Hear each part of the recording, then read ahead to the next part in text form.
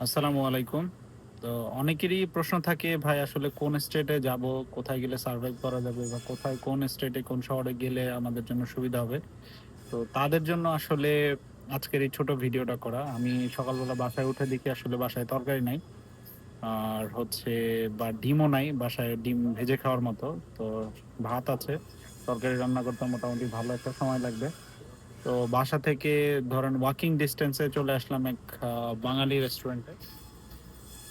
Restaurant এবং এই হচ্ছে আইটেম যেগুলো আসলে আমি নিয়েছি। ভর্তা, ভাত, সবজি।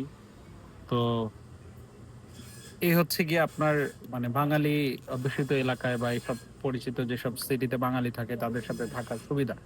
আমি যদি এমন কোনো স্টেটে যাইতাম যেখানে হচ্ছে বাঙালি নাই তেমন বা বাঙালি রেস্টুরেন্ট নাই, তখন কি হইতো যে তখন হচ্ছে আমাকে বার্গার খাইতে হতো। কিন্তু এখন কিন্তু আমি হচ্ছে একেবারে হচ্ছে ধরেন বার্গারের দামে আমি হচ্ছে ভাত, ভর্তা, সবজি, ডাল এগুলা খাইতে পারতেছি। ওখানে চাইলে আমি নরমালি ভর্তা পছন্দ করি, এজন্য ভর্তাটা নিছি।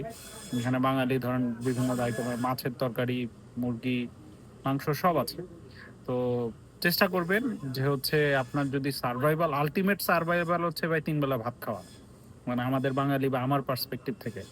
তো চেষ্টা করবেন যেখানে আপনি গেলে অন্ততপক্ষে ৩ বেলা ভাত খাওয়া সিওর মানে হচ্ছে গিয়া এনশিওরড হবে ওইখানে যাওয়ার জন্য।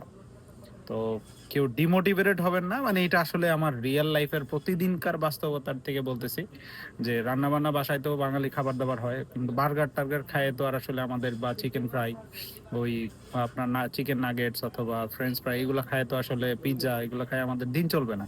আমাদের ৩ বেলা যেটা নিয়ে স্ট্রাগল করতে হয় অন্যান্য স্টেটে সেটা হচ্ছে ভাত নিয়ে। কিন্তু আলহামদুলিল্লাহ হচ্ছে যারা আমাদের মতো ক্যালিফোর্নিয়া, লস এঞ্জেলেসে থাকে বা নিউ ইয়র্কে থাকে বা হচ্ছে টেক্সাসের কিছু এলাকায় থাকে যেখানে বাঙালি আছে প্রচুর।